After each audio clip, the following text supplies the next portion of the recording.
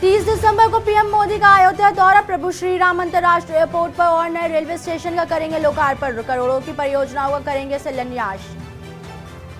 अयोध्या के राम मंदिर में रामलला का सिंहासन बनकर तैयार। सिंहासन पर चढ़ेगा सोना। अगले 9 दिन में राम मंदिर का पहला फ्लोर भी बनकर होगा तैयार।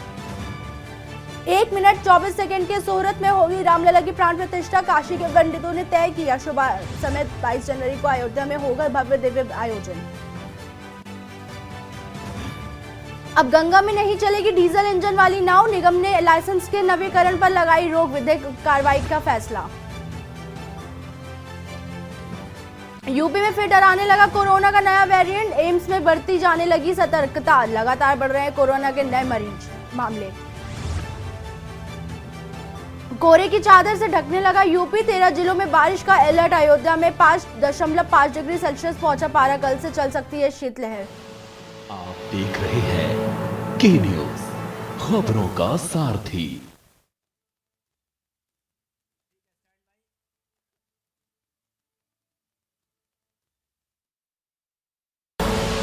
आप देख रहे हैं के न्यूज, खबरों का सारथी। नमस्कार, खबर उत्तर प्रदेश में आपका स्वागत है। मैं हूं आपके साथ नैन्सी कनौजिया। कोहरे की चादर से ढकने लगा यूपी। 13 जिलों में बारिश का अलर्ट। अयोध्या में 5.5 डिग्री सेल्सियस पहुंचा पारा। आज से चल सकती है शीतलहर। खबर अयोध्या से है। अयोध्या में 5.5 डिग्री सेल्सियस पारा पहुंचा।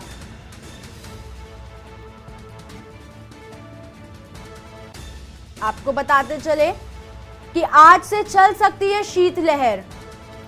खबर अयोध्या से है, जहां पर कोहरे की चादर से ढकने लगा है पूरा यूपी।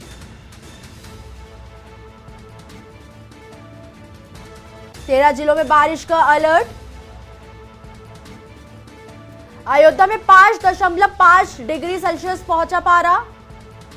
अयोध्या में आज से चल सकती है शीतलहर। कोहरे की चादर से यूपी ढका। सर्द मौसम के चलते 13 जिलों में बारिश का अलर्ट। आपको फिर बताते चले कि अयोध्या में 5.5 डिग्री सेल्सियस पहुंचा है पारा। आज से चल सकती है शीतलहर। कोहरे की चादर से ढकने लगा है यूपी। 13 जिलों में बारिश का अलर्ट जारी कर दिया गया है। अयोध्या में 5.5 डिग्री सेल्सियस पहुंचा है पारा। आज से चल सकती है शीतलहर। खबर अयोध्या से, जहां कोहरे की चादर से ढकने लगा है यूपी और अयोध्या में बढ़ती सर्दी के तहत 13 जिलों में बारिश का अलर्ट। अयोध्या में 5.5 डिग्री सेल्सियस पहुंचा पा रहा है। आज से चल सकती है शीतलहर।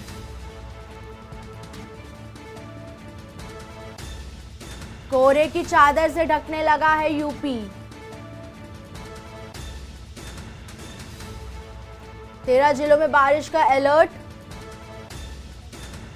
अयोध्या में 5.5 डिग्री सेल्सियस पहुंचा पारा। मौसम विभाग के अनुसार जानकारी के अनुसार आज से चल सकती है शीतलहर।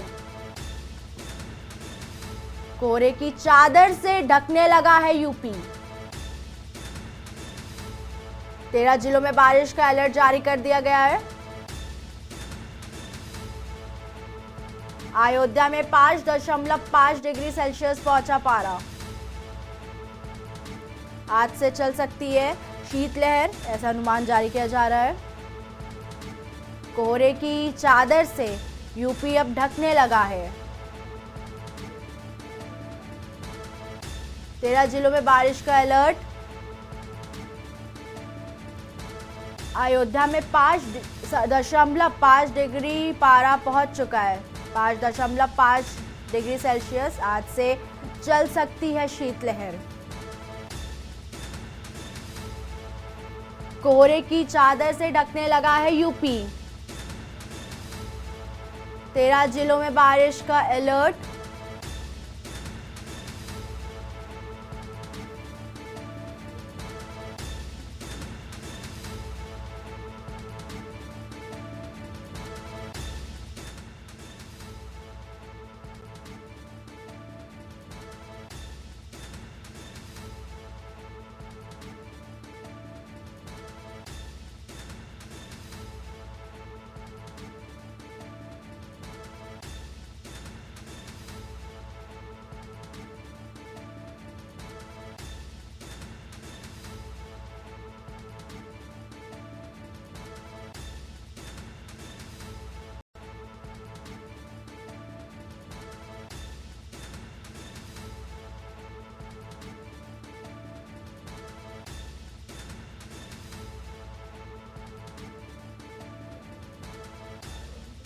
हमारे साथ हमारे संवाददाता आरपी सिंह अयोध्या से जुड़ चुके हैं।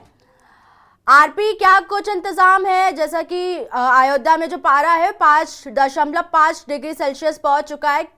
जिलाधिकारी ने, प्रशासन ने क्या कुछ वहां पे इंतजाम कर रखे हैं?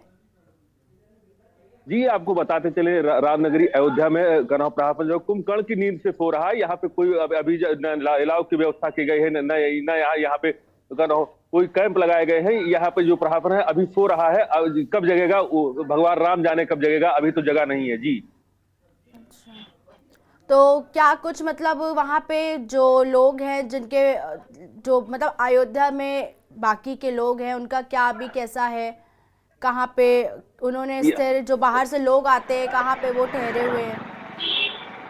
यहाँ पे बाहर पे जितने लोग आते हैं मठ मंदिर में रह रहे हैं और वो वही पे रहते हैं। और अभी जो है प्रशासन ना तो अभी कोई इलाव की व्यवस्था किया है और ना यहाँ पे जो कैंप लगाते हैं ना अभी कैंप, क्योंकि नगर निगम यहाँ पे बहुत कुछ पड़ा हुआ है। योगी जी ने पहले ही आदेश कर दिया था कि यहाँ पे जो कंबल वितरण का कार्य किया जाए और जहाँ पे जो ठंडक पड़े वहां पे इलाव जलाने का काम किया जाए।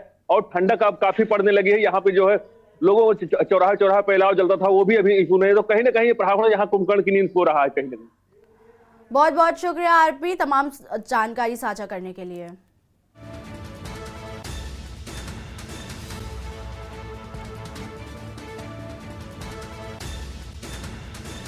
आपको फिर से बताते चले, आज से चल सकती है शीतलहर। जैसा कि आपने अभी हमारे संवाददाता को सुना, कोई भी वहाँ पे इंतज़ाम प्रशासन ने नहीं कर रखा है ज़्यादा।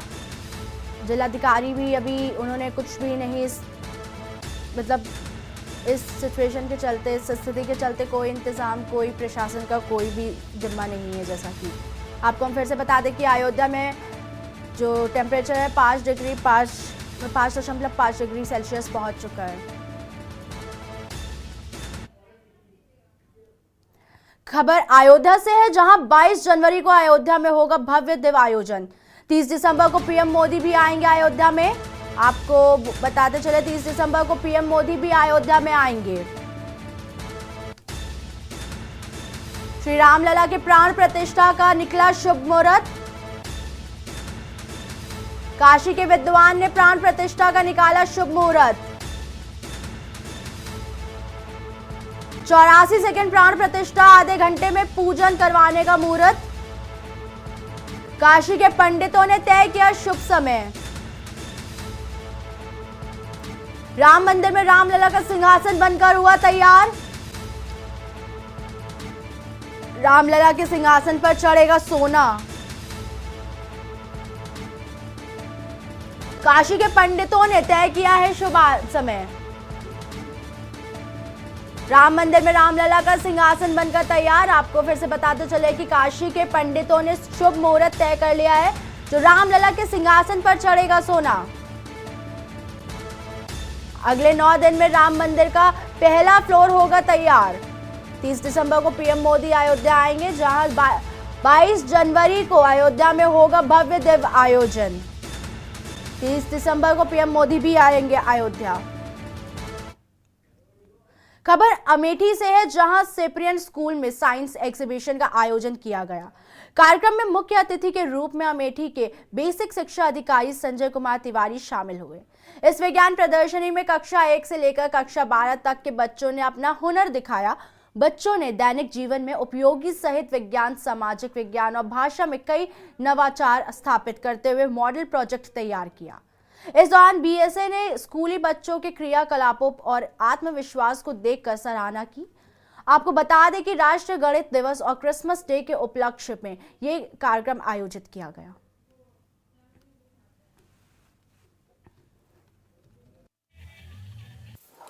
जी, आज सेपियन विद्यालय में क्रिसमस ईव पर और कल नेशनल मैथमेटिक्स डे था, इसमें आज जो है हमारे यहाँ विज्ञान प्रदर्शनी का आयोजन किया गया है। देखिए, कोई भी कार्यक्रम, कोई भी इस तरह से एक्स्ट्रा करिकुलर एक्टिविटीज़ होती है, बच्चों में उनके अंदर छुपी हुई प्रतिभाओं को निखारता है।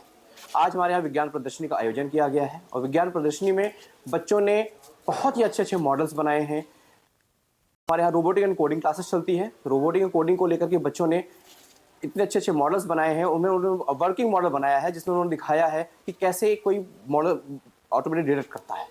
ये कितना उपयोगी है? ये जो साइंस एग्जीबिशन था बच्चों के लिए कितना उपयोगी है ये? सर ये बच्चों के लिए बहुत उपयोगी, क्योंकि आज हमारे जीवन में हर जगह विज्ञान का इस्तेमाल हो रहा है।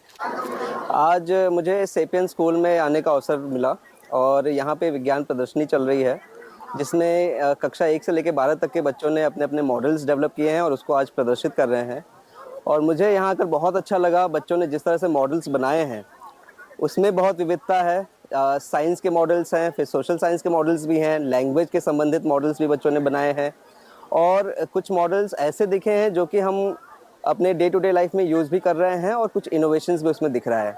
प्लस इसमें बच्चों ने जिस आत्मविश्वास के साथ अपनी प्रस्तुति की है, अपना मॉडल एक्सप्लेन किया है, वो देख के बहुत अच्छा लगा। बच्चों के अंदर बहुत अच्छा कॉन्फिडेंस है और यहाँ के प्रिंसिपल साहब ने, यहाँ की टीम ने, यहाँ के मैनेजर साहब ने काफ़ी मेहनत की है और वो दिख रहा है यहाँ।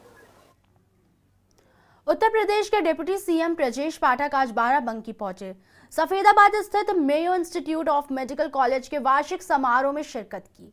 कार्यक्रम के दौरान उन्होंने कॉलेज में पढ़ने वाले छात्र छात्राओं को सम्मानित किया। कार्यक्रम को संबोधित करते हुए डिप्टी सीएम ब्रजेश पाठक ने कहा कि उत्तर प्रदेश सरकार ने निर्णय लिया है कि इस मेडिकल कॉलेज के साथ नर्सिंग कॉलेज, हम पैरामेडिकल स्टाफ कॉलेज खोलेंगे, जिसे जो WHO की मान्यता है कि एक चिकित्सक पर 3 नर्स 3 पैरामेडिकल स्टाफ को वे पूरे हो सकेंगे।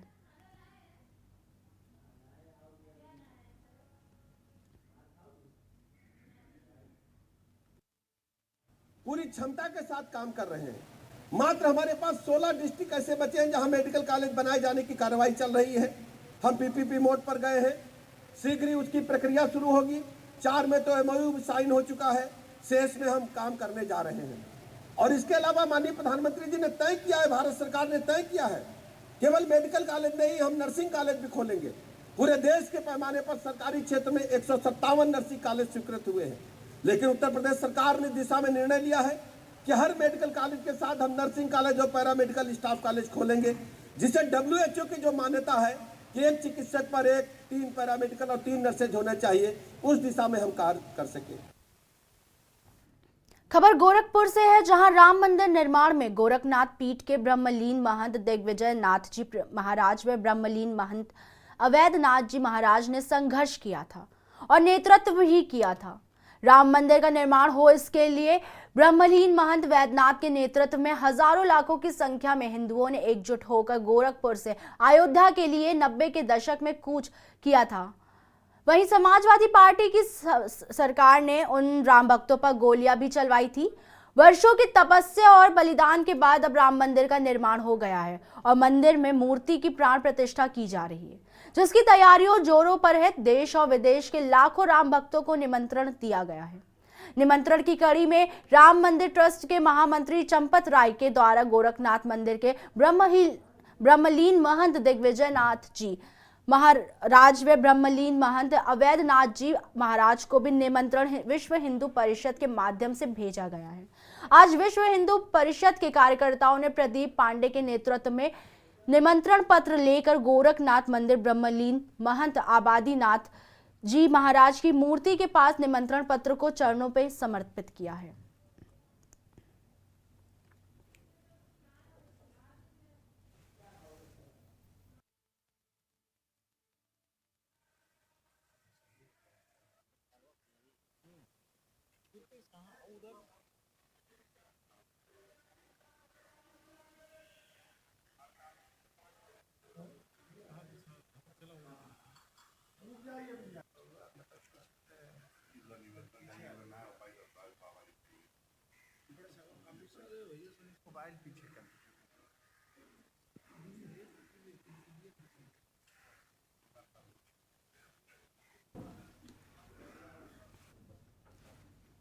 Saint Peter's school Chhatwa Sirsa Prayagraj में शनिवार को क्रिसमस मनाया गया।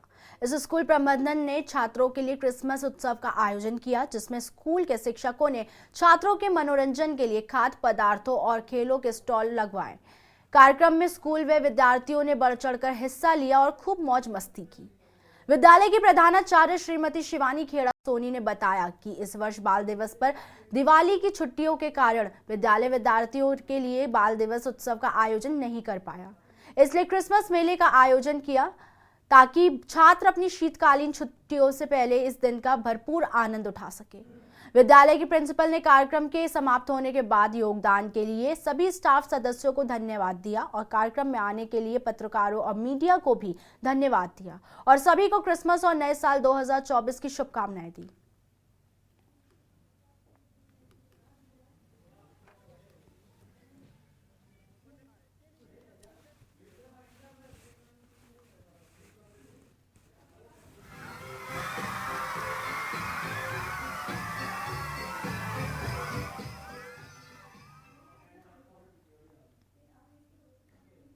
खबर अम्बेडकर नगर से है, जहां संयुक्त पुलिस द्वारा 3 अंतर्राज्यीय गांजा तस्कर को गिरफ्तार किया गया। जानकारी अनुसार हराया मोड़ पर पुलिस चेकिंग कर रही थी। इसी दौरान मुखबिर द्वारा सूचना प्राप्त हुई कि टांडा की तरफ से एक सेंट्रो कार में कुछ लोग अवैध गांजा लेकर जा रहे हैं। सूचना मिलते ही बसखारी पुलिस व स्वाट की संयुक्त पुलिस टीम हरकत में आ गई। पुलिस टीम ने घेराबंदी कर आरोपियों को गिरफ्तार कर लिया। आरोपियों के पास से 25 किलो 500 ग्राम अवैध गांजा बरामद हुआ।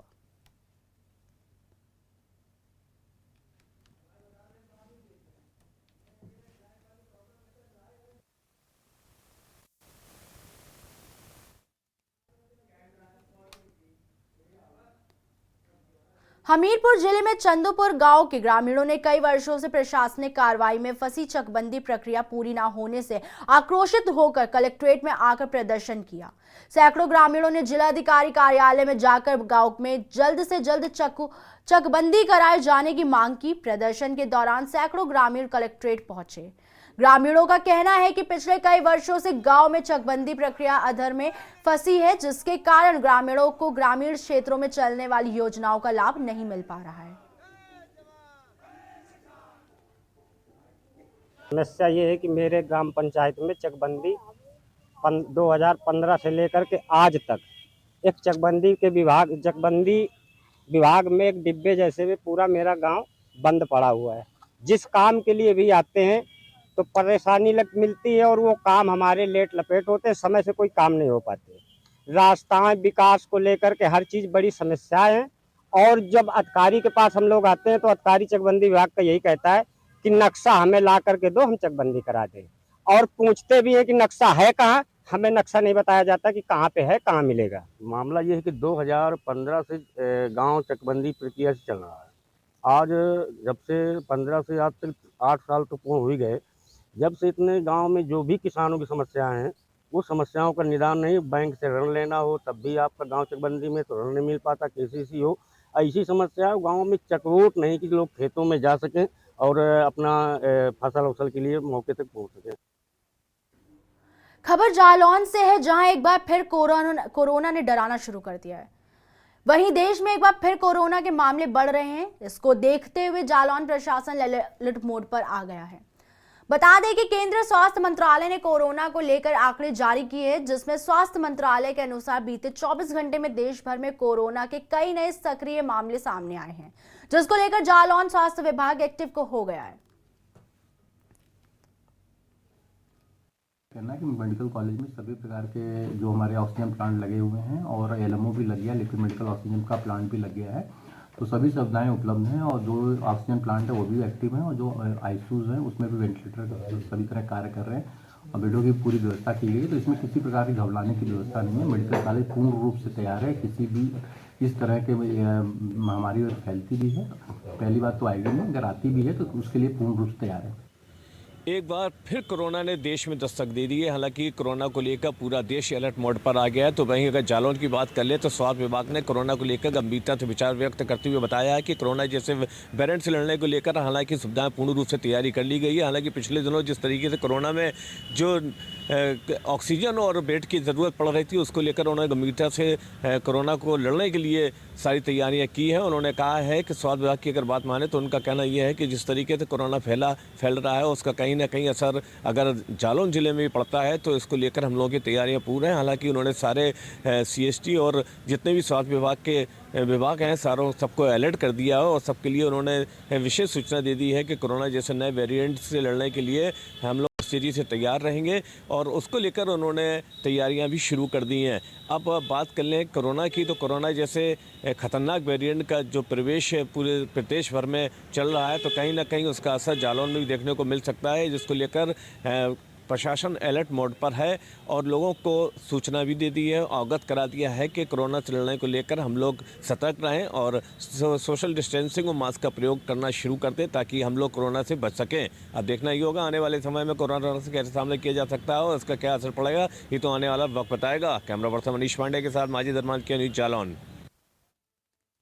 फिलहाल खबर उत्तर प्रदेश में ही इतना ही। देखते रहिए के न्यूज़ इंडिया। इस कार्यक्रम के प्रायोजक करता है गोल्डी मसाले। स्वाद ऐसा तो रिश्तों में गुस्सा कैसा।